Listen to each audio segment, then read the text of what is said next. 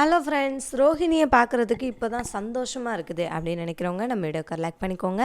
ஆமாம் ஃப்ரெண்ட்ஸ், ரோஹிணி இவ்வளோ நாள் ஆடிய ஆட்டங்களுக்கெல்லாம் பார்த்தீங்கன்னா இப்போ தான் அவங்களுக்கு வந்துட்டு திரும்ப ஒரு பதிலடி கிடச்சிருக்கு அப்படின்னு கூட சொல்லலாம். இவ்வளோ நாள் மீனாவுக்கு வந்து அவ்வளோ பிரச்சனைகள் வரும்போதும் ரோஹிணி வந்துட்டு ரொம்பவே சுயநலவாதியாக அவங்களுக்கு இப்போதைக்கு பிரச்சனைகள் இல்லை அப்படின்ற ஆணவத்தில் அவங்கள எவ்வளவோ வந்துட்டு கிண்டல் கேலி பண்ணுறது, அவங்களோட பிரச்சனைகளில் இருக்கும்போது அவங்கள பார்த்து சிரிக்கிறது, இந்த மாதிரி வேலைகளை மட்டும்தான் ரோஹிணி பண்ணிக்கிட்டு இருந்தாங்க. ஸோ அவங்களுக்கே இப்போ ஒரு பிரச்சனை அப்படின்னு சொல்லி வரும்போது நமக்கு பார்க்குறதுக்கு ரொம்பவே சந்தோஷமாக இருக்குதுங்க. அதுவும் இன்றைக்கி பார்த்திங்கன்னா ஒரே கண்ணீர் மலை மட்டும்தான். அதுவும் மனோஜை வந்துட்டு அவங்க நம்பினது அப்படின்றது ரொம்ப ரொம்ப மிகப்பெரிய தப்பு அப்படின்ற உண்மையை ரோஹிணி இன்றைக்கி வந்து உணர்ந்திருக்காங்க. ஏன்னா அவர் வந்து எப்போவுமே என்ன பண்ணுவார் அப்படின்னா கடைசியில் யாரையாவது மாட்டி விட்டுட்டு என்ன பண்ணிடுவார், எஸ்கேப் ஆகிடுவார் அப்படின்ற விஷயம் ரோஹிணிக்கு வந்துட்டு தெரியாமலே இருந்திருக்குது. அதனால தான் இன்றைக்கி எபிசோடில் பார்த்திங்கன்னா நம்ம மனோஜ் வந்துட்டு ரோஹிணியை மாட்டி விட்டதை நினச்சி ரோஹிணி ரொம்பவே வருத்தப்படுறாங்க. இவனுக்காகவா நம்ம போயிட்டு இவ்வளோ ரிஸ்க் எடுத்து எல்லா விஷயங்களும் பண்ணோம், இவெல்லாம் ஒரு ஆளுனா பண்ணோம் அப்படின்னு சொல்லிட்டு அவங்க ரொம்பவே வருத்தப்படுறாங்க. ஸோ ரோஹிணி இந்த இடத்துல பார்க்குறதுக்கு நமக்கு பாவமாகவே இல்லைங்க. ஏன்னா அவங்க அழுகிறாங்க தான், ஆனாலுமே பாவமாகவே அவங்கள பார்த்தாலே பாவம் அப்படின்ற எண்ணமே நமக்கு வரமாட்டேங்குது. ஏன்னா அவங்க அந்த அளவுக்கு வந்துட்டு என்ன பண்ணியிருக்காங்கன்னா ஆடிய ஆட்டம் என்ன அப்படின்ற மாதிரி ஓவராகவே ஆடி இருக்கிறாங்க. ஸோ இதுக்கு மேலே வந்துட்டு நமக்கு ரோஹிணியை பார்த்தா பாவம் அப்படின்ற ஃபீல் வரவே வராதுங்க. அவங்க ஆடிய ஆட்டங்கள் அப்படி. ஸோ ரோஹிணி வந்துட்டு இந்த ஒரு சூழ்நிலையை எப்படி சமாளிக்க போகிறாங்கன்னே தெரியல. அவங்க முடிஞ்ச வரைக்கும் சமாளித்து பார்த்தாங்க. அவங்களால முடியலன்னு ஒன்று என்ன பண்ணாங்க அப்படின்னா நேராக அவங்க அம்மா வீட்டுக்கு கிளம்பி போயிட்டாங்க. அப்போ மனோஜ்கிட்ட சண்டை போடுறாங்க. இங்கே பாரு, நீ எனக்காக ஒரு வார்த்தை கூட பேசலை, என்னை வந்து டைமுக்கு என்ன பண்ணிட்ட, மாட்டி விட்டுட்டு நீ பாட்டுக்க ஓடிட்ட அங்கேருந்து. நீ வந்துட்டு பண்ண விஷயங்கள் சரியா, நீயே சொல்லு, நீ பண்ண விஷயங்கள் ரொம்ப ரொம்ப தப்பு அப்படின்னு சொல்லிட்டு மனோஜ்கிட்ட ரோஹிணி சண்டை போடுறாங்க. அப்போ மனோஜ்கிட்ட இதுக்காக எந்த பதிலுமே இல்லை. ஏன்னா அவர் பண்ண விஷயங்கள் தவறு அப்படின்றது அவருக்கே ரொம்ப நல்லாவே தெரியும். அவரை வந்துட்டு ரோஹிணி என்ன சொன்னாங்க அப்படின்னா, இவன் வந்துட்டு கொஞ்சம் கையாளாகாதவன், இவனுக்கு வந்துட்டு எந்த விதமான வேலைகள் எதுவுமே வந்துட்டு பண்ண தெரியாது, அவன் வந்துட்டு என்ன பண்ணுவான் அப்படின்னா எப்போவுமே தவறு மட்டும் தான் பண்ணுவான், அதனால் அவன் வந்துட்டு பார்க்கில் போய் உறங்கிட்டு இருக்கான், இப்படி பண்ணுறானே அப்படின்னு சொல்லிட்டு தான் நான் என்ன பண்ணேன், அவனுக்கு வந்துட்டு பணம் கொடுத்தாலாவது, இந்த மாதிரி பிஸ்னஸ் ஸ்டார்ட் பண்ணி கொடுத்தாலாவது அவன் வந்துட்டு இந்த பிரச்சனைகளில் இருந்துட்டு வெளியில் வருவானா, அவன் வந்துட்டு கொஞ்சம் சரியாகுவானா, இதுக்கப்புறமாவது திருந்தி வாழ்வான் அப்படின்னு சொல்லிட்டு தான் நான் அந்த விஷயங்களை பண்ணேன். இதுக்கெல்லாம் வந்துட்டு நீ தானடா காரணம், உனக்காக மட்டும்தானே நான் அந்த விஷயங்கள்லாம் பண்ணேன் அப்படின்னு சொல்லிட்டு ரோஹிணி ரொம்பவே யோசிக்கிறாங்க. ரொம்பவே வருத்தப்பட்டு இந்த விஷயத்த பேசவும் செய்கிறாங்க. இருந்தாலும் வந்துட்டு என்ன நடக்குது அப்படின்னா நம்ம மனோஜால் இதை வந்துட்டு ஏற்றுக்க முடியல. மனோஜுக்கு வந்துட்டு நீங்கள் எதற்காக என்னை பார்த்து நீங்கள் அப்படி ஒரு வார்த்தை சொன்னீங்க, நீங்கள் எதற்காக வந்துட்டு என்னை பார்த்து என்ன சொன்னீங்க, நீ வந்துட்டு என்னை ஒரு முட்டாள்னு சொல்லிட்ட, நான் வந்துட்டு ஒரு கையால் ஆகாதவன்னு சொல்லிட்டேன் அப்படின்ற மாதிரி விஷயங்கள்லாம் சொல்கிறாங்க. அப்போது இது வந்து உண்மை தான் அப்படின்றத மனோஜால் ஏற்றுக்கவே முடியல. அவரை பொறுத்த வரைக்கும் வந்துட்டு அவருடைய பாயிண்ட் ஆஃப் வியூவில் அவர் பண்ணுறது தான் சரி அப்படின்னு சொல்லிட்டு தான் வாழ்ந்துக்கிட்டு இருக்காரு. ஸோ ரோஹிணி சொல்கிற விஷயங்களை அவரால் அக்செப்ட் பண்ணிக்கவே முடியல. ரோஹிணிக்கிட்ட சண்டை போடுறாரு. நான் அப்படியெல்லாம் வந்துட்டு இல்லை, நான் வந்துட்டு ரொம்ப சரியாக இருப்பேன், நான் வந்துட்டு எப்படின்னா ரொம்ப கரெக்டாக இருப்பேன் அப்படின்ற மாதிரிலாம் வந்துட்டு பேசுகிறாரு. ஆனால் அவர் பண்ணுற விஷயங்கள் எல்லாமே என்னதுன்னா ரொம்ப கேவலமான விஷயங்கள் தான். இப்போ வந்துட்டு தக்க சமயத்தில் என்ன பண்ணிட்டான்னா பொண்டாட்டியவே என்ன பண்ணிட்டான், கழட்டி விட்டுட்டு அவங்கள இவன் என்ன பண்ணிட்டான்னா அவன் தப்பிச்சுட்டு அவங்கள என்ன பண்ணிட்டான், மாட்டி விட்டுட்டான். ஸோ இவங்கள போய் நம்பி ரோஹிணி வந்துட்டு இவ்வளோ பெரிய முடிவு எடுத்தது அப்படின்றது ரொம்ப ரொம்ப தவறு. அவருக்காக வேண்டி இவ்வளோ பெரிய விஷயங்கள்லாம் வந்துட்டு பண்ணதும் அப்படின்றதும் ரொம்ப ரொம்ப தவறு தான். அதோடைய விளைவுகள் தான் இப்போ அவங்க என்ன பண்ணிக்கிட்டு இருக்காங்கன்னா அனுபவிச்சுக்கிட்டு இருக்காங்க. ஸோ இதற்கு இடையில் என்ன நடக்குது அப்படின்னு சொல்லி பார்த்திங்கன்னா இப்போதைக்கு வந்துட்டு நம்ம ரோஹிணி யோசிச்சுட்ருக்காங்க. இப்போ அந்த வீட்டுக்கு போகலாமா வேண்டாமா, இந்த வீட்டில் முதல்ல நம்ம இருக்கணுமா வேண்டாமா அப்படின்னு சொல்லிட்டு அவங்க ஒரு பக்கம் யோசிக்கிறாங்க. ஏன்னா அந்த வீட்டை பொறுத்த வரைக்கும் வந்துட்டு அவங்க அம்மா வந்துட்டு எப்படி இருக்காங்க அப்படின்னா, அதாவது விஜயா வந்துட்டு மனோஜ் பண்ணுறது மட்டும்தான் சரி அப்படின்னு சொல்லிட்டு தான் நினச்சிக்கிட்டு இருக்காங்க. ஸோ அவர் பண்ணுறது ரொம்ப ரொம்ப தவறு அப்படின்றது நமக்கு ரொம்ப நல்லாவே புரியுது. ரோஹிணியோடைய இடத்துல வந்துட்டு யார் இருந்தாலுமே வந்துட்டு மனோஜை வந்துட்டு நம்பவே முடியாது. ஆனால் அவங்களுக்கு வந்துட்டு வேறு ஆப்ஷன் இல்லை. அவங்களுக்குன்னு ரெண்டாவதாக கிடச்ச இப்படி ஒரு வாழ்க்கையை வந்துட்டு அவங்க காப்பாற்றிக்கணும் அப்படின்னு சொல்லிட்டு நினைக்கிறாங்க. அதற்காக மட்டும்தான் அந்த மாதிரி வேலைகளை என்ன பண்ணிகிட்ருக்காங்கன்னா பண்ணிகிட்ருக்காங்க.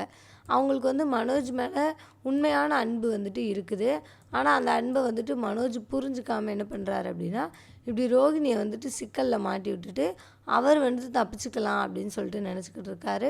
ஸோ இந்த விஷயங்கள் தான் அந்த இடத்துல வந்துட்டு ரொம்பவே கேவலமானதாக பார்க்கப்படுதுங்க. அவரை பொறுத்த வரைக்கும் என்ன அப்படின்னா, அவரை பொறுத்த வரைக்கும் வந்துட்டு ஒன்றுமே கிடையாது.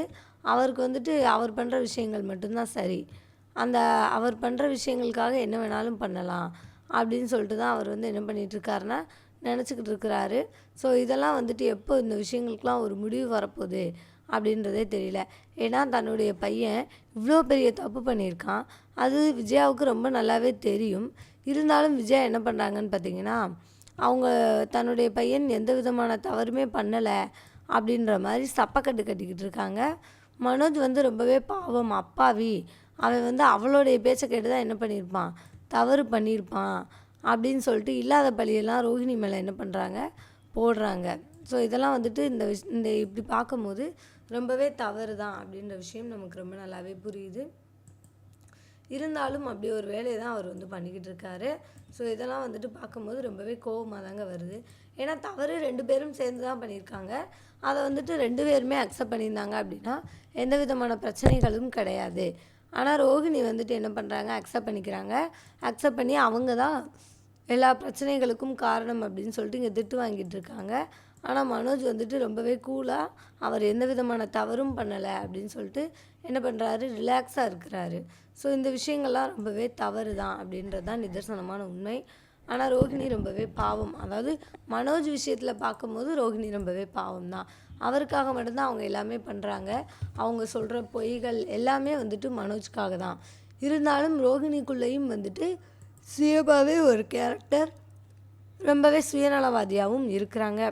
ஸோ அதோடைய இதுதான் பார்த்திங்கன்னா இம்பேக்ட் தான். மீனா கஷ்டப்படும் போதோ ஸ்ருதிக்கு பிரச்சனை வந்தாலோ அவங்க வந்து சந்தோஷப்பட்டு சிரிக்கிறாங்க.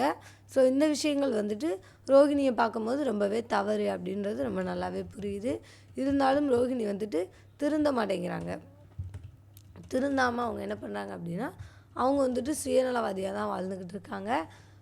ரோஹிணி எப்போ சுயநலவாதியாக வாழ்கிறத விடுறாங்களோ அப்போ தான் அவங்களுக்குரிய பிரச்சனைகள் எல்லாமே என்னாகும், சரியாகும் அப்படின்றதுல எந்த விதமான மாற்று கருத்துமே கிடையாதுங்க. ஆனால் அவங்க வந்துட்டு இப்போதைக்கு திருந்துவாங்களா அப்படின்னு கேட்டிங்கன்னா திருந்துறதுக்கான வாய்ப்பே கிடையாது. அவங்கள பொறுத்த வரைக்கும் வந்துட்டு இதுதான் சரி அப்படின்னு சொல்லி வாழ்ந்துக்கிட்டு இருக்காங்க. சரி, ஓகே, மனோஜ் வந்து இந்த அளவுக்கு அவங்கள கஷ்டப்படுத்திட்டாரு அப்படின்ற விஷயத்தை ஏற்றுக்கவே முடியாமல் நம்ம ரோஹிணி வந்துட்டு வீட்டை விட்டு வெளியில் போய் அவங்க அம்மா கிட்ட எல்லா உண்மைகளையும் சொல்லி அழுது புலம்பிக்கிட்டு இருக்காங்க. அவங்களால இந்த விஷயத்த தாங்கிக்கவே முடியல. அப்போ அவங்க அம்மா கிட்ட சொல்கிறாங்க, மனோஜ் இப்படி பண்ணிட்டானேம்மா அப்படின்னு சொல்லி ரொம்பவே ஃபீல் பண்ணுறாங்க. இதுக்கு தான் நான் ஆரம்பத்துலேருந்தே சொன்னேன், உண்மைகள் எல்லாத்தையும் சொல்லிடுன்னு சொல்லிட்டு அப்படின்னு சொன்னோடனே இந்த உண்மை தெரிஞ்சதுக்கே இவ்வளோ தூரம் என் மாமியார் வந்துட்டு என்னைய வந்து அடித்து சண்டை போட்டு எல்லாமே பண்ணிட்டாங்க. அதே இது இன்னும் என்னுடைய பாஸ்ட், என்னுடைய வாழ்க்கையை பற்றி அவங்களுக்கு தெரிஞ்சிச்சு அப்படின்னா என்னை என்ன பண்ணுவாங்கன்னே தெரியல அப்படின்ற மாதிரி அவங்க சொல்கிறாங்க. அதற்கு அவங்க அம்மா என்ன சொல்கிறாங்க அப்படின்னா, இங்கே பாருடி, அதாவது கொஞ்சமாவது நீ வந்துட்டு எல்லா உண்மைகளையும் சொன்ன அப்படின்னா தான் உனக்கு எந்த விதமான பிரச்சனைகளும் வராது அப்படின்னு சொல்கிறாங்க. இல்லை, என்னால் கண்டிப்பாக உண்மைகளை இப்போதைக்கு சொல்ல முடியாது அப்படின்னு சொல்கிறாங்க. அப்போ இவங்க சொல்கிறாங்க, அப்போ நீ இனிமேல் இங்கே இருந்துடலான்னு நினைக்கிறியா அப்படின்ற மாதிரி சொல்லும்போது, இல்லை நான் அதை பற்றி இன்னும் முடிவு எடுக்கலை அப்படின்ற மாதிரி சொன்னோன்னே அவங்க அம்மா வந்துட்டு புரிய வைக்கிறாங்க. இங்கே பார் ரோஹிணி, நீ இப்போ இங்கே இருந்த அப்படின்னா அவங்களுடைய கோபம் இன்னும் அதிகமாக தான் செய்யும். நீ உங்கள் வீட்டோட போய் இருக்கிறது தான் ரோஹிணி உனக்கு நல்லது அப்படின்ற மாதிரி அவங்க அம்மா வந்துட்டு அட்வைஸ் பண்ணுறாங்க. இப்போ கிருஷ்ணன் இப்போ வந்துடுவான், அவனுக்கு இதெல்லாமே புரிகிற வயசு வந்துருச்சு. ஸோ அவனுக்கும் தெரிஞ்சிச்சு அப்படின்னா அவனும் ரொம்பவே ஃபீல் பண்ணுவான். அதனால் அவனுக்கு நம்ம முதல்ல எக்ஸ்பிளைன் பண்ணவே முடியாது என்ன நடந்துச்சுன்னு சொல்லிட்டு. அதனால் நீ என்ன பண்ணு, வீட்டுக்கே போ ரோஹிணி, உன்னுடைய பிரச்சனைகளை நீயே தீர்க்கிறதுக்கு பாரு அப்படின்னு சொல்லிட்டு அவங்க அம்மா சொல்கிறாங்க. அவங்க அம்மாவுடைய பேச்சை கேட்டு ரோஹிணி என்ன பண்ணிடுறாங்க, வீட்டுக்கு வர்றாங்க. வரும்போது மனோஜ் வந்து அவங்க அம்மா கிட்ட ரோஹிணி இன்னும் வரலமான்னு சொல்லிட்டு ஃபோன் பண்ணுறதுக்காக கேட்டுக்கிட்டு இருக்காரு. அப்போது விஜயா பண்ணக்கூடாதுன்னு சொல்லிக்கிட்டு இருக்காங்க. அப்போது கரெக்ட் டைமுக்கு யார் வந்துடுறா அப்படின்னு பார்த்தீங்கன்னா ரோஹிணி பின்னால் வந்து எல்லாத்தையும் கேட்டுக்கிட்டு இருக்காங்க. அப்போ நம்ம மீனாவும் ஸ்ருதியும் வந்துட்டு அங்கே நின்று பேசிக்கிட்டு இருந்தாங்க. ஸோ அவங்க வந்துட்டு ரோஹிணி வந்ததை பார்த்துடுறாங்க. அதோடு தான் இன்றைக்கி எபிசோட் முடிச்சிருந்தாங்க. நாளைக்கு எபிசோடில் பார்த்திங்கன்னா விஜயா கிட்ட போய் ரோஹிணி மன்னிப்பு கேட்குறாங்க. ஆனால் விஜயா வந்துட்டு ரோஹிணி என்ன பண்ணலை, மன்னிக்கவே இல்லை. அவங்கள பொறுத்த வரைக்கும் "நீ இவ்வளோ பெரிய பொய் சொல்லிட்டேன்" அப்படின்ற மைண்டில் மட்டும்தான் அவங்க வந்துட்டு இருக்கிறாங்க. ஸோ இதெல்லாம் எப்போ மாறப்போகுது அப்படின்றத நம்ம வெயிட் பண்ணி பார்க்கலாங்க. ஸோ தேங்க்யூ ஃபார் வாட்சிங். இந்த வீடியோ உங்களுக்கு கண்டிப்பாக பிடிச்சிருக்குன்னு நம்புகிறேன். தேங்க்யூ ஃபார் வாட்சிங். இந்த வீடியோ உங்களுக்கு பிடிச்சிருந்துச்சுன்னா மறக்காமல் லைக் பண்ணிக்கோங்க. நம்ம சேனலை நீங்கள் இன்னும் சப்ஸ்கிரைப் பண்ணலைன்னா மறக்காமல் சப்ஸ்கிரைப் பண்ணிக்கோங்க. கூடவே பக்கத்தில் இருக்க பெல் ஐக்கானையும் கிளிக் பண்ணிக்கோங்க. தேங்க்யூ.